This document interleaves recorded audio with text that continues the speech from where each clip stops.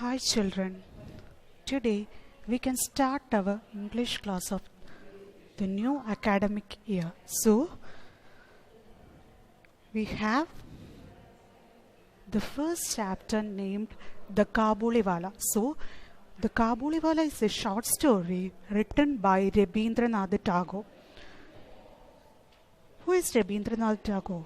Rabindranath Tagore was a Bengali poet, novelist, artist, and he was also a music composer. So he was born in 1861 and died in 1941. So he wrote our national anthem, and he is also the first Indian who received the Nobel Prize for Literature. He received Nobel Prize for Literature in 1913 for the work Geetanjali. He is famous for his short stories. His famous work is Geetanjali, and he wrote many poems too. To the story, the Kabuliwala. So, Kabuliwala is a person who travels from place to place, who sells dried fruits and nuts. So here the main character of the story is Kabuliwala, who comes from Kabul. Kabul is a place that is situated in Afghanistan. So he comes from Kabul to India to sell goods like dried fruits, nuts, almonds, raisins, etc. Okay, so today we can start our chapter, our story. So this story, Kabuliwala, revolves around the story of two friends. So the two friends are a little girl who is 5-year-old and a peddler. Peddler means a person who travels from place to place. Peddler is, of course, the Kabuliwala. So the first, we can see the story. A little girl sees a mysterious stranger from her window. She is frightened but also curious. This is the story of their unlikely friendship, the ways in which we are all different but connected. So in the introduction, we can see that the main character is a little girl and she sees a stranger. Stranger means a person that we don't know, from her window, and she is very scared, but she was curious. Curious means she was eager to know. Then it is the story that tells the friendship between this girl and the stranger. Okay. My 5-year-old daughter, Minnie, cannot live without chattering. I really believe that in all her life, she has not wasted a minute in silence. Her mother is often vexed at this and would stop her prattle, but I would not. To see Minnie quiet is unnatural, and I cannot bear it long. And so my own talk with her is always lively. So, here, the writer starts the story, my 5-year-old daughter Minnie. So, the narrator of the story is the writer himself, or in other words, Rabindranath Tagore himself, who is a narrator, the person who tells the story to the readers. So, here, the writer himself is saying the story to the readers. So, here, he is saying that my 5-year-old daughter Minnie. So the name of the daughter is Minnie. So he says that Minnie cannot live without chattering. Chattering means talk informally about unimportant things. So the girl is always speaking something. It may not be important things. I really believe that in all her life she has not wasted a minute in silence. So the writer says that his daughter has not wasted a minute in silence. She always talks something. Her mother is often vexed at this. Vex means irritated or annoyed. So her mother is always irritated by this chattering and would stop her prattle and ask her to stop this meaningless talking. But I would not. But the writer says that he will not force his daughter to stop this chattering. Why? To see Minnie quiet is unnatural. For the writer saying his daughter quiet is something unnatural, and I cannot bear it long. So he cannot bear that his daughter is keeping quiet. And so my own talk with her is always lively. So he always talk with her, with his daughter. And the window of my room overlooks the road. The child has seated herself at my feet near my table and was playing softly, drumming on her knees.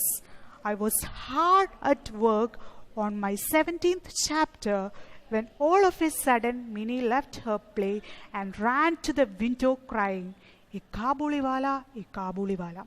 So, here in the next paragraph, the writer is sitting in his room and there was a window in his room which faces the road.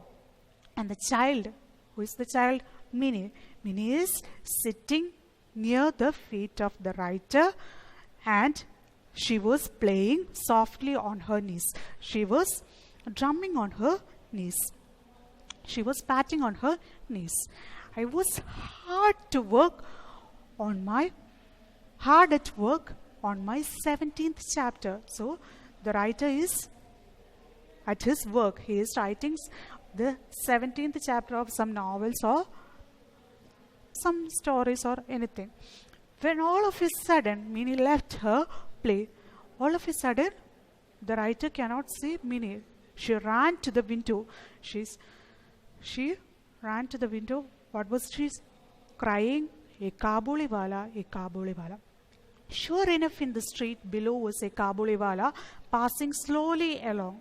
So the writer saw a Kabuliwala, a man who sells these goods, dried fruits and nuts, was passing through the road. He wore the loose, soiled clothing of his people with a tall turban. There was a bag on his back and he carried boxes of grapes in his hand. So in this sentence, the writer describes about the physical appearance of the Kabuliwala.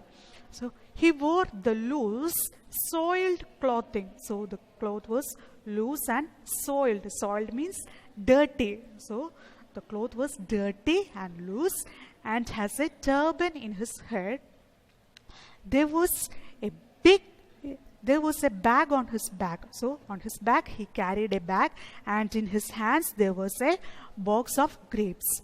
I cannot tell what were my daughters feeling at the sight of this man, but she began to call him loudly.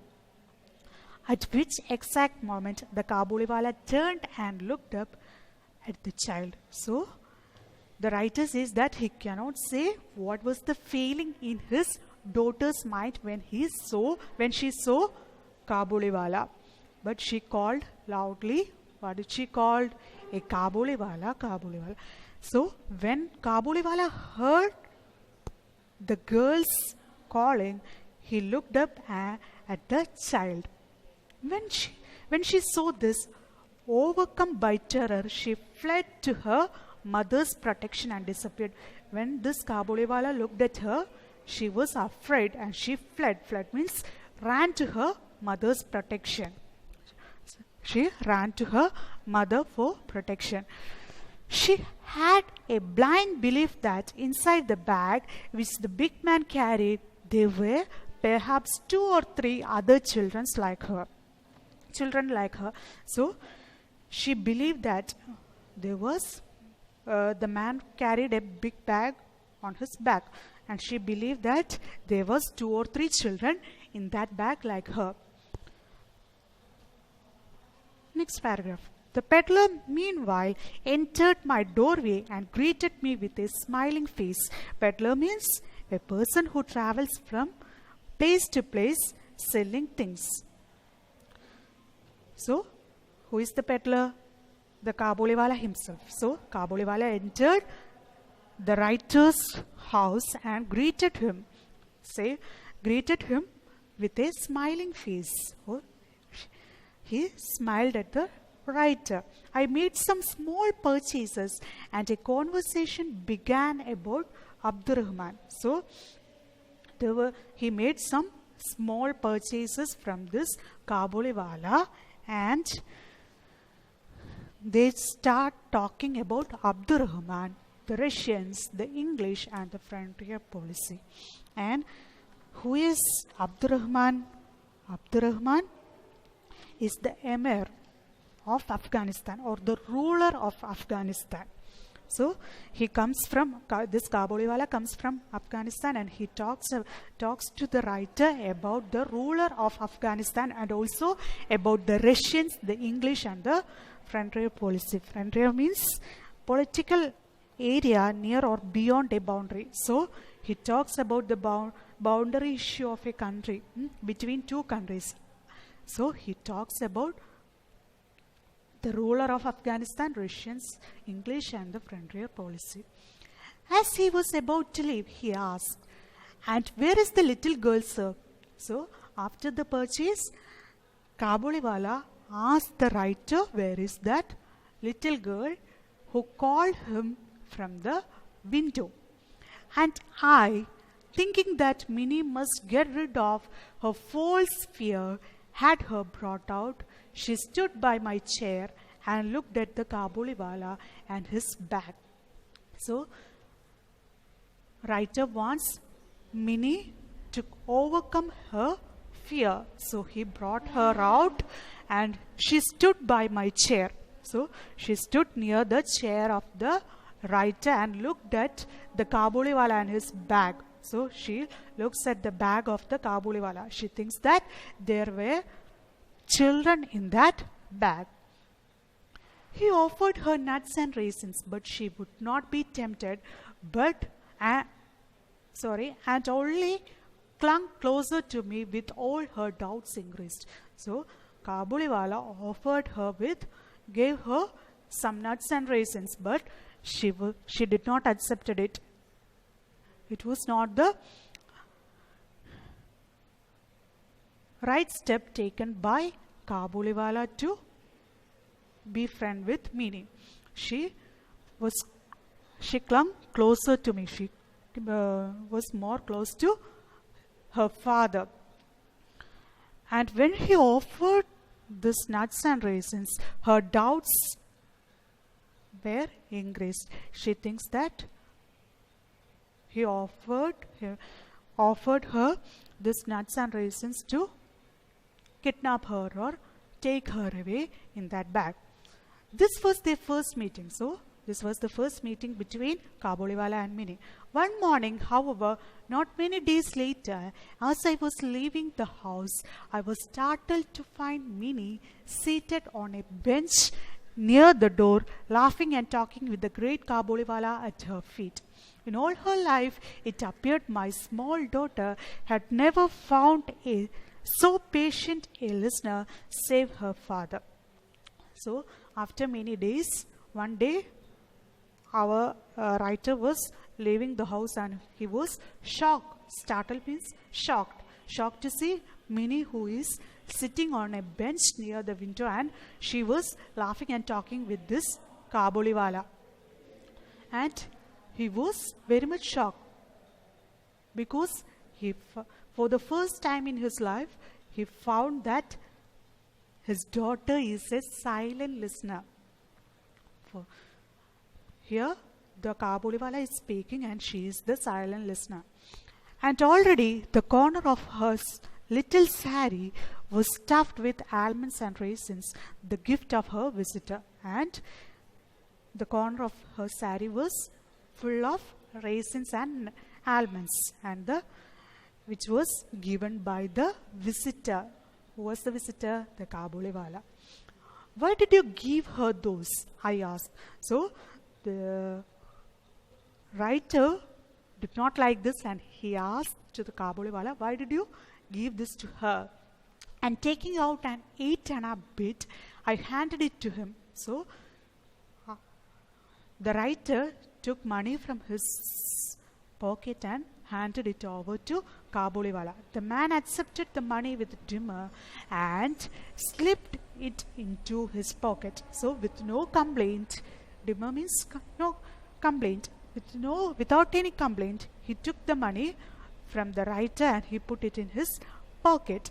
Alas, on my return, an hour later, I found the unfortunate coin had made twice its own worth of trouble, for the Kabuliwala has given it to Mini. So, after 1 hour, when the writer returned, this Kabuliwala and Mini were sitting in the courtyard of the house, and they were continuing their talking. And he found that the money given to Kabuliwala was given back to Mini. It was not the first or second time I found that the two had met. So after this meeting, they met several times. The Kabuliwala had overcome the child's terror by a judicious bribery of nuts and almonds, and the two were now great friends. So the Kabuliwala was a wise man, so that he was able to overcome the terror of the child. He was able to get rid of Mini's fear by a judicious bribery. Judicious means showing good judgment or sense. Bribery means dishonestly giving a favor by a gift of money. So he is dishonestly giving some money or anything. So here Kabuliwala is giving some nuts and almonds to become friends. For the cause of becoming friends, he is giving her nuts and almonds. They had many quaint jokes which afforded them much amusement. So, quaint jokes means unusual jokes. These were not usual jokes which afforded them much amusement. Amusement means excitement. Seated in front of him, looking down on his gigantic frame, in all her tiny dignity, Mini would ripple her face with laughter and begin, "Oh, Kabuliwala, Kabuliwala." So, she is seated in front of Kabuliwala and she looks at the gigantic frame. Gigantic means the big size of the Kabuliwala with her tiny dignity. She is very small and Kabuliwala is a big man. So, she looks at this gigantic appearance of the big appearance of Kabuliwala and would ripple her face with laughter and fill her face with laughter and begin to say, "Kabuliwala," call him Kabuliwala. "What have you got in your bag?" And she asked Kabuliwala, "What have you got in your bag?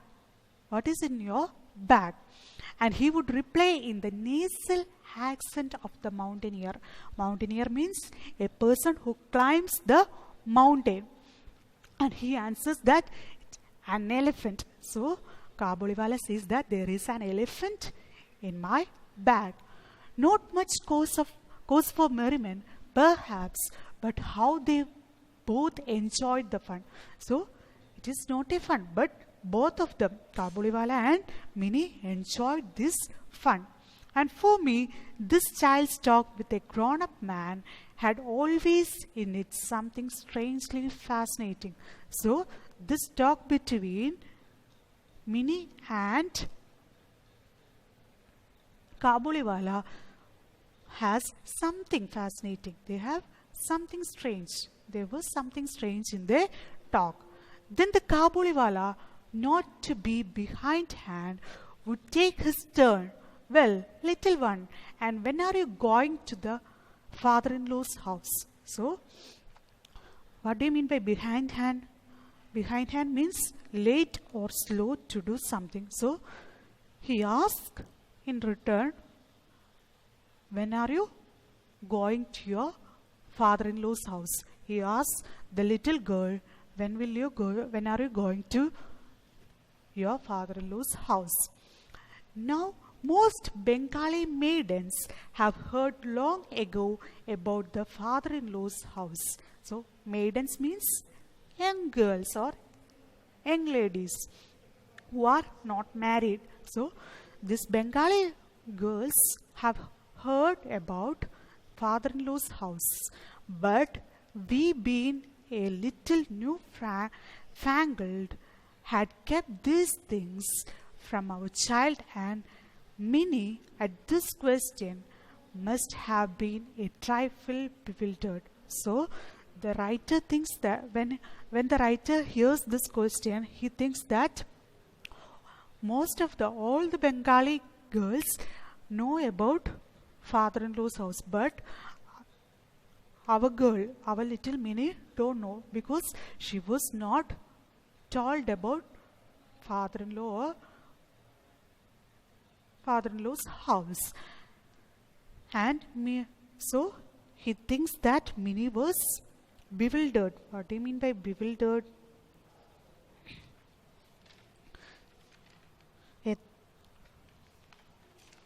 Bewildered means confused. So he thinks that Minnie is a little confused at this question, but she would not show it, and with ready tact replied, "Are you going there?" So she do not show that she don't know what is a father-in-law's house. But for this question, all of a sudden she would reply, "Are you going there?" Amongst men of the Kabuliwala's class, however, it is well known that the words father-in-law's house have a double meaning. So, according to the Kabuliwala's class, according to his class, the word father-in-law has two meanings. It is a euphemism for jail. Euphemism means mild way of saying something without using actual words. So he is saying in another way. For jail, they are saying in another way. For jail, they are saying father-in-law's house, the place where we are well cared for at no expense to ourselves. So, in Kabul, the Kabuliwala's class uses the word father-in-law's house for jail. So, he explains the jail as a place where we are well cared for at no expense to ourselves. In this sense, would the sturdy peddler take my daughter's question? So, what do you mean by sturdy? Strong body, well-built body. And in this sense, this well-built peddler take my daughter's question. So, when this daughter asks, when are you going to your father-in-law's house, he would take in that sense. What is he would take in the meaning of jail? He would say, shaking his fist at an invisible policeman, "I will thrash my father-in-law." And he would fold his fist and act like thrashing, and "I will thrash my father-in-law." He will act at an invisible policeman and he will say that, "I will thrash my father-in-law." Hearing this and picturing the poor discomfited relative, Minnie would go off into peals of laughter in which her formidable friend would join. Hearing this and picturing the poor discomfited means he feel uneasy relative, Minnie would go off into peals of laughter. So hearing this, Minnie would go into laughter, in which her formidable means a respectful friend would join. So he would Minnie would burst into laughter, and her formidable, respectful friend Kabuliwala also joined her laughter. Okay, thank you children. Hi കുട്ടികളെയും, ഈ വർഷത്തെ നമ്മുടെ ആദ്യത്തെ മലയാളം ക്ലാസ്സിലേക്കാണ് നമ്മൾ പ്രവേശിക്കുന്നത്. അപ്പോൾ ആദ്യത്തെ പാഠം എന്ന് പറയുന്നത് വൈക്കം മുഹമ്മദ് ബഷീറിൻ്റെ ബാല്യകാല സഖി എന്ന നോവലിലെ ഒരു കുറച്ചു ഭാഗം നിങ്ങൾക്ക് പഠിക്കാൻ വേണ്ടി, അത് ഒരു വിദ്യാലയ ജീവിതത്തിൻ്റെ രസകരമായ ഒരു ഭാഗം നിങ്ങൾക്ക് പഠിക്കാൻ വേണ്ടി ഒന്നും ഇമ്മിണി വലിയ ഒന്ന് എന്ന പാഠഭാഗമായി തന്നിരിക്കുന്നത്. അപ്പോൾ വൈക്കം മുഹമ്മദ് ബഷീറിനെ പറ്റി നിങ്ങൾ കേട്ടിട്ടുണ്ട് അല്ലേ? കഴിഞ്ഞ വർഷം തേന്മാവ് എന്നൊരു കഥ അദ്ദേഹത്തിന് നിങ്ങൾ പഠിച്ചിട്ടുണ്ട്. അപ്പോൾ കുറേയൊക്കെ കാര്യങ്ങൾ നിങ്ങൾ അദ്ദേഹത്തെ പറ്റി നിങ്ങൾക്ക് അറിയാം. എന്നാലും മിസ്സൊന്നും പരിചയപ്പെടുത്താം അദ്ദേഹത്തെ. വൈക്കം മുഹമ്മദ് ബഷീർ മലയാള നോവലിസ്റ്റും കഥാകൃത്തും പിന്നെ സ്വാതന്ത്ര്യ സമര പോരാളിയുമായിരുന്നു വൈക്കം മുഹമ്മദ് ബഷീർ. 1908 ജനുവരി 19 വൈക്കം തലയോലപ്പറമ്പിൽ ഇദ്ദേഹം ജനിച്ചു. ബേപ്പു സുൽത്താൻ എന്ന അപരനാമത്തിൽ അറിയപ്പെടുന്നു. നാട്ടുജീവിതത്തിൻ്റെ തെളിച്ചമുള്ള വാക്കുകളാണ് എഴുത്തിൽ ഉപയോഗിച്ചിരുന്നത്. ലളിതമായ ഭാഷ, നർമ്മം, ലാളിത്യം ഇതൊക്കെ അദ്ദേഹത്തിൻ്റെ എഴുത്തിൻ്റെ പ്രത്യേകതകളായിരുന്നു. പിന്നെ കൂടുതൽ രചനകളും മുസ്ലിം ഭാഷാശൈലിയിലാണ് അദ്ദേഹം എഴുതിയിരുന്നത്. ധാരാളം കൃതികൾ അദ്ദേഹം എഴുതിയിട്ടുണ്ട്. പാത്തുമ്മയുടെ ആട്, ആനപ്പൂട, ചിരിക്കുന്ന മരപ്പാവ, മതിലുകൾ, ഭൂമിയുടെ അവകാശികൾ, പ്രേമലേഖനം, ആനവാരിയും പൊൻകുരിശും, ശബ്ദങ്ങൾ, ഭാർഗവീ നിലയം, ബാല്യകാല സഖി, വിശ്വവിഖ്യാതമായ മൂക്ക്, അങ്ങനെ ധാരാളം കൃതികൾ. ഇനി മിസ്സ് പറയാത്ത ധാരാളം കൃതികളുണ്ട്. അപ്പം കുറേയൊക്കെ മിസ്സ് പറഞ്ഞിട്ടുള്ളൂ. ധാരാളം കൃതികൾ അദ്ദേഹം എഴുതിയിട്ടുണ്ട്.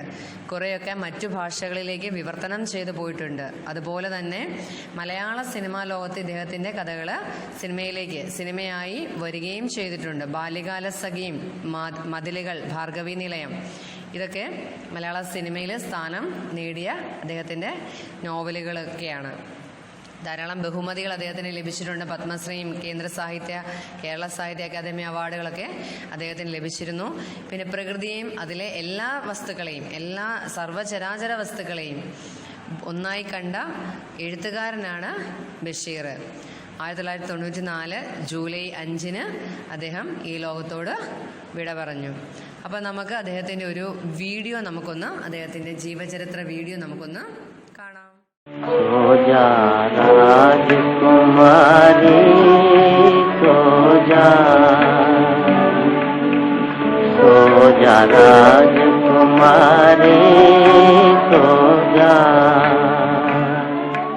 സാധാരണക്കാരന്റെ ജീവിതത്തെ അടുത്തും അനുഭവിച്ചും കഥാപാത്രങ്ങളാക്കിയും കഥകൾ എഴുതിയ വൈക്കം മുഹമ്മദ് ബഷീർ ജീവസുറ്റ കൃതികളാണ് സാഹിത്യ ലോകത്തിന് നൽകിയത്.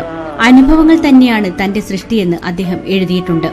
ഓരോ കഥാപാത്രങ്ങൾക്കും അവരുടേതായ ഭാഷയിൽ ലളിതമായാണ് കഥകൾ പറഞ്ഞത്.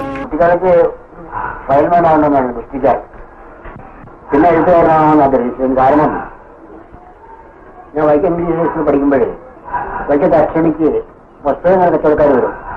അപ്പൊ എന്റെ സ്നേഹന്മാരുടെ വീടിന്റെ വരാന്തയിലാണ്ട് കച്ചവടം.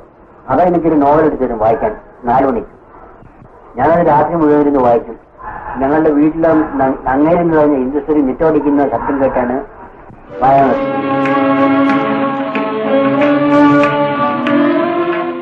തടവ് ജീവിതകാലത്ത് ബഷീർ എഴുതിയ പ്രേമലേഖനമാണ് അദ്ദേഹത്തിന്റെ ആദ്യ രചന. എന്നാൽ 1944 തന്റെ ബാല്യകാല സുഹൃത്തായ സുഹറയെ മുഖ്യ കഥാപാത്രമാക്കി എഴുതിയ ബാല്യകാല സഖി പ്രസിദ്ധീകരിച്ചതോടെ അദ്ദേഹം എഴുത്തുകാരനെന്ന് അറിയപ്പെട്ടു. നാടോടിയായും സഞ്ചാരിയായും സമരഭടനായും തടവുകാരനായും ബഷീർ ജീവിതത്തെ അറിഞ്ഞു. 1908 കോട്ടയം ജില്ലയിലെ വൈക്കത്തിനടുത്ത് തലയോലപ്പറമ്പിലാണ് അദ്ദേഹം ജനിച്ചത്. പറയത്തക്ക വിദ്യാഭ്യാസമൊന്നും നേടിയില്ല. സ്വാതന്ത്ര്യ സമരകാലത്ത് ഇന്ത്യൻ നാഷണൽ കോൺഗ്രസിൽ ചേർന്ന് സമരഭടനായി. ഇന്ത്യയിലെ വിവിധ പ്രദേശങ്ങളും അറേബ്യയും ആഫ്രിക്കയും കണ്ടറിഞ്ഞ മുഹമ്മദ് ബഷീർ ഒരു സഞ്ചാരിയുമായിരുന്നു. സർ CP രാമസ്വാമി അയ്യരെ വിമർശിച്ച് എഴുതിയതിന് 1942 തിരുവിതാംകൂർ പോലീസ് അറസ്റ്റ് ചെയ്യുകയും 2 വർഷത്തെ കഠിന തടവ് അനുഭവിക്കുകയും ചെയ്തു. ജയിലിൽ വെച്ചാണ് അദ്ദേഹം പ്രസിദ്ധമായ മതിലുകൾ എന്ന കൃതി രചിച്ചത്. പ്രേമലേഖനം, മതിലുകൾ, എന്നുപ്പാപ്പായ്ക്കൊരാനയുണ്ടാർന്നു, മുച്ചീട്ട് കളിക്കാരന്റെ മകൾ, പൂവമ്പഴം, ബാല്യകാല സഖി, വിശ്വവിഖ്യാതമായ മൂക്ക് എന്നീ രസകരമായ പേരുകളായിരുന്നു ഓരോ കൃതിക്കും നൽകിയത്. കാക്ക, പൂച്ച, പട്ടി, ആട് തുടങ്ങിയ പ്രകൃതിയിലെ ജീവികളും അദ്ദേഹത്തിന്റെ കഥാപാത്രങ്ങളാണ്. എട്ടുകാലി മമ്മൂഞ്ഞ്, മണ്ടൻ മുത്തപ്പ, ആനവാരി രാമൻ നായർ, പൊൻകുരിശ് തോമ, തുരപ്പൻ അവറാൻ തുടങ്ങിയ ഓരോ ബഷീർ കഥാപാത്രങ്ങളും വായനക്കാരന്റെ മനസ്സിൽ എന്നും നിറഞ്ഞു നിൽക്കുന്നു. 1970 കേന്ദ്ര സാഹിത്യ അക്കാദമിയുടെ ഫെല്ലോഷിപ്പും 1982 പത്മശ്രീയും അദ്ദേഹത്തിന് ലഭിച്ചിട്ടുണ്ട്. 1987 കാലിക്കറ്റ് സർവകലാശാല ഡി.ലിറ്റ് ബിരുദം നൽകി ബഷീറിനെ ആദരിച്ചു. മലയാള സിനിമയിലെ നിത്യവിസ്മയങ്ങളായ ഭാർഗവീ നിലയം, നീലവെളിച്ചം, ബാല്യകാല സഖി, മതിലുകൾ തുടങ്ങിയവ ബഷീറിന്റെ കൃതികളാണ്. 1994 ജൂലൈ 5 ഈ ലോകത്തോട് വിട പറഞ്ഞ വൈക്കം മുഹമ്മദ് ബഷീർ 21 വർഷം കഴിഞ്ഞും തന്റെ കൃതികളിലൂടെ ഓരോ വായനക്കാരന്റെയും മനസ്സിൽ നിറഞ്ഞു നിൽക്കുന്നു. News desk, Doordarshan. നമ്മളപ്പം ബഷീറിന്റെ ജീവചരിത്രക്കുറിപ്പ് കണ്ടില്ലേ? എല്ലാവരും കണ്ടില്ലേ? ഇനി നമുക്ക് പാഠഭാഗത്തേക്ക് പ്രവേശിക്കാം. മിസ് പാഠഭാഗം ഒന്ന് ചുരുക്കി ഒന്ന് പെട്ടെന്ന് പറയാം. ബേപ്പൂർ സുൽത്താൻ എന്നറിയപ്പെടുന്ന മലയാളത്തിന്റെ പ്രിയ കഥാകാരൻ വൈക്കം മുഹമ്മദ് ബഷീറിന്റെ ആദ്യ നോവലാണ് ബാല്യകാല സഖി. ഈ കൃതിയിലെ നായകനായ മജീദിന്റെ വിദ്യാലയ ജീവിതത്തിലെ രസകരമായ ഒരു അനുഭവമാണ് നോവലിസ്റ്റ് ഇവിടെ വിവരിക്കുന്നത്. ഇതിലെ പ്രധാന കഥാപാത്രങ്ങൾ ആരെന്ന് വെച്ചാൽ സുഹറ, മജീദ്, പിന്നെ അധ്യാപകരുണ്ട്, കുട്ടികളുമുണ്ട്. സുഹറ കണക്കിൽ മിടുക്കിയായിരുന്നു. അവള് നല്ല എല്ലാ പഠനകാര്യത്തിലും അവള് മിടുക്കിയായിരുന്നു. വാദ്യാര് എന്ന് വെച്ചാൽ അധ്യാപകൻ അവളെ പുകഴ്ത്തുകയും മജീദിനെ അടിക്കുകയുമായിരുന്നു പതിവ്. കാരണം അവൻ സുഹറ മിടുക്കിയാണെങ്കിൽ അവൻ അതിൻ്റെ വിപരീതമാണ്. കാരണം ഒന്നും അവനറിയില്ല, അവൻ വെറും ഒരു മണ്ടനായിരുന്നു. അങ്ങനെ അവനെ മണ്ടശിരോമണി എന്നുപോലുമാണ് അധ്യാപകർ അവനെ വിളിച്ചിരുന്നത്. ഹാജർ വിളിക്കുന്ന സമയത്ത് പോലും മണ്ടശിരോമണി എന്ന് വിളിക്കും. പക്ഷെ ഒരു പരാതിയുമില്ലാതെ അവൻ കുട്ടികളുടെ ഇടയിൽ നിന്നും ഹാജർ എന്ന് അവൻ വിളിച്ചു പറയുകയും ചെയ്യും. ഒരിക്കൽ കണക്കധ്യാപകൻ മജീദിനോട് ചോദിക്കുന്നു, ഒന്നും എത്രയാണ്? അല്ലേ, നമുക്കെല്ലാം അറിയാം ഒന്നും എത്ര ആണെന്ന് ചോദിച്ചാൽ നമ്മളെല്ലാം അതിന് മറുപടി പറയും 2 ആണെന്ന്. പക്ഷേ മജീദിന്റെ അത്ഭുതകരമായ ഉത്തരം കേട്ട് ഗുരുനാഥൻ പോലും പൊട്ടിച്ചിരിച്ചു. അങ്ങനെ ക്ലാസ് ആകെപ്പാടെ അങ്ങ് ചിരിയായി. അവനിങ്ങനെ മനസ്സിൽ ആലോചിച്ചു. കാരണം എന്താ, അവനിങ്ങനെ എന്താണ് മനസ്സിൽ ചിന്തിച്ചത്? 2 നദികൾ സമ്മേളിച്ച് കുറച്ചുകൂടി തടിച്ച ഒരു നദിയായി ഒഴുകുന്നത് പോലെ 2 ഒന്നുകൾ ഒരുമിച്ച് ചേരുമ്പോൾ കുറച്ചുകൂടി വണ്ണം വെച്ച ഒരു വലിയ ഒന്നായി തീരുന്നു എന്നവനിങ്ങനെ മനസ്സിലിങ്ങനെ ആലോചിച്ച ശേഷം അവൻ ഉത്തരമായിട്ട് പറഞ്ഞു, ഉമ്മിണി വലിയ 1. അത് കേട്ടപ്പോൾ എല്ലാവരും വീണ്ടും പൊട്ടിച്ചിരിച്ചു. ഉമ്മിണി വലിയ 1 അത് കേട്ടപ്പം പൊട്ടിച്ചിരിക്കുകയും ചെയ്തു. അധ്യാപകൻ എന്നെ അടുത്തവനെ ആ ബെഞ്ചിൽ കയറ്റി നിർത്തി 6 ചുട്ടയടി അവനിട്ടങ്ങ് കൊടുത്തു. അങ്ങനെ അവനെ ക്ലാസ്സിലൊരു കളിയാക്കി പേരും വീണു, ഉമ്മിണി വലിയ 1. അപ്പോൾ അവനെ പരിഹസിക്കുന്നതിന് കാരണമായ സംഗതികളെല്ലാം അവനെ വിഷമിപ്പിച്ചിരുന്നു. എപ്പോഴും കളിയാക്കി വിളിക്കുമ്പോൾ നമുക്കെല്ലാം എല്ലാ കുട്ടികൾക്കാലും സ്വാഭാവികമായി വിഷമം ഉണ്ടാവത്തില്ലേ? അതുപോലെ അവൻ്റെ മനസ്സിലും വിഷമം ഉണ്ടായി. അവൻ ചെന്ന് അവൻ്റെ ഉമ്മയോട് കാര്യങ്ങളെല്ലാം പറഞ്ഞു. അപ്പോൾ ഉമ്മ പറഞ്ഞ മറുപടിയാണ്, നീ ഈ സങ്കടങ്ങളെല്ലാം ഈശ്വരനെ, പടച്ചവനെ അറിയിക്കുക എന്ന്. അങ്ങനെ അവൻ പ്രപഞ്ച സൃഷ്ടാവായ ഈശ്വരനോട് എല്ലാ ദിവസവും രാവിലെയും വൈകുന്നേരവും അവൻ പ്രാർത്ഥിക്കാൻ തുടങ്ങി. എൻ്റെ റബ്ബേ, എൻ്റെ കണക്കുകളൊക്കെ എനിക്ക് ശരിയാക്കി തരണേ. എന്നും അവൻ കണക്കിന് തെറ്റിക്കുന്നതിന് അടികൊള്ളുകയാണ് ചെയ്യുന്നത്. എന്നും അവൻ പ്രാർത്ഥിക്കാനും തുടങ്ങി, എൻ്റെ കണക്കുകളൊക്കെ എനിക്ക് ശരിയാക്കി തരണേന്ന്. പക്ഷെ അവൻ്റെ പ്രാർത്ഥന ഫലിച്ചില്ല. കാരണം പ്രാർത്ഥിക്കും, അവൻ സ്കൂളിൽ വരും, അടിയും കൊള്ളും, വീണ്ടും തിരിച്ചു വീട്ടിൽ പോകും, പ്രാർത്ഥിക്കും. അങ്ങനെ സ്ഥിരം ഒരു ഇതായി മാറുന്നു. അവപ്പാടെ അവന് സഹിക്കാൻ പറ്റിയില്ല. സംഗതികളൊക്കെ മജീദ് സുഹറയോട് പറഞ്ഞു. അത് അവർ വളരെ പിണക്കങ്ങൾക്ക് ശേഷമാണ് അവർ വീണ്ടും തമ്മിൽ മിണ്ടിയത്. അങ്ങനെ സുഹറ മജീദിന്റെ തൊട്ടടുത്ത ബെഞ്ചിൽ ഇരുപ്പുറപ്പിച്ചു. അങ്ങനെ അതോടുകൂടി മജീദ് അടികൊള്ളാതെയായി. അവൻ്റെ കണക്കുകളെല്ലാം ശരിയായി. അങ്ങനെ അധ്യാപകർ പോലും ഇവൻ മണ്ടനല്ല, ഇവൻ മിടുക്കനാണ് എന്ന് അധ്യാപകർ പോലും അവനെ പുകഴ്ത്താൻ തുടങ്ങി. അപ്പോൾ ആ ഒരു രഹസ്യം സുഹറയ്ക്ക് മാത്രമേ അറിയത്തുള്ളൂ. ഇവൻ കണക്കുകളൊക്കെ എന്തുകൊണ്ടാണ് ശരിയാക്കുന്നത് എന്നുള്ള രഹസ്യം സുഹറ മാത്രം മനസ്സിലാക്കി. അങ്ങനെ ആരും കേൾക്കാതെ രഹസ്യത്തിൽ അവള് ഉമ്മിണി വലിയ ഒന്ന് എന്ന് പറഞ്ഞ് മജീദിനെ കളിയാക്കുകയും ചെയ്യുന്നു. അങ്ങനെ ഇവർ തമ്മിലുള്ള, സുഹറയും മജീദും തമ്മിലുള്ള ഒരു ആത്മബന്ധത്തിന്റെ കഥയാണ് ബഷീർ ഈ പാഠഭാഗത്തൂടെ അവതരിപ്പിച്ചിരിക്കുന്നത്. അപ്പം ഇത്രയും നമ്മൾ ഒന്ന് മനസ്സിലാക്കുക. മിസ് പുസ്തകത്തിന്റെ ഫോട്ടോ ഒക്കെ ഇട്ട് തരാം, അത് വായിക്കുക. നമുക്കിനി ബാക്കി അടുത്ത ക്ലാസ്സിൽ കാണാം. നന്ദി. Students, I am Jessimis, your maths teacher, going to discuss about Indian system of numeration and international system of numeration. First, let's deal with the Indian system. The position occupied by the digit is its place value. In Indian system of numeration, it is ones, tens, 100, 1000, 10,000, lakh, 10 lakh, crore, 10 crore. Here you can see the place value chart. In Indian system of numeration, first comma is inserted after 3 digits from the right, and the next comma is inserted after every 2 digits. You can see it in the example.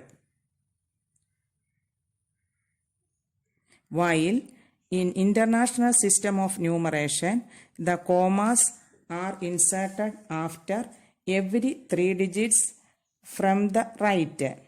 You can see it in the example.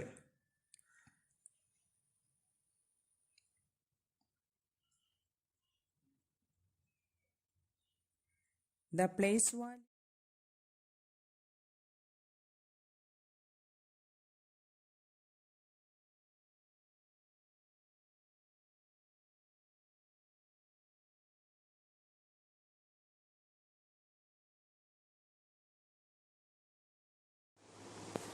Good morning, children.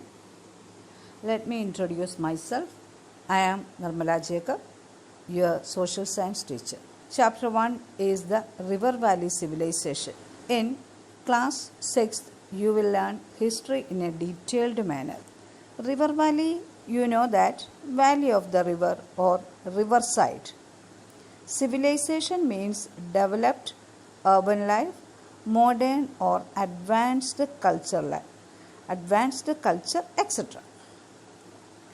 Now, as you know, before the civilization or a developed life, we have prehistoric period and a historic period.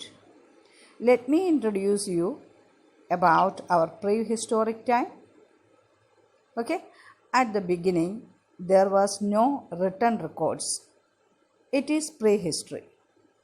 The evidences of written records is history. The evidences of written records is history. At the beginning, there was no written records. It is prehistory. The evidences of written records is history. When past events are studied carefully, systematically, on the basis of the available materials, it is called the study of history.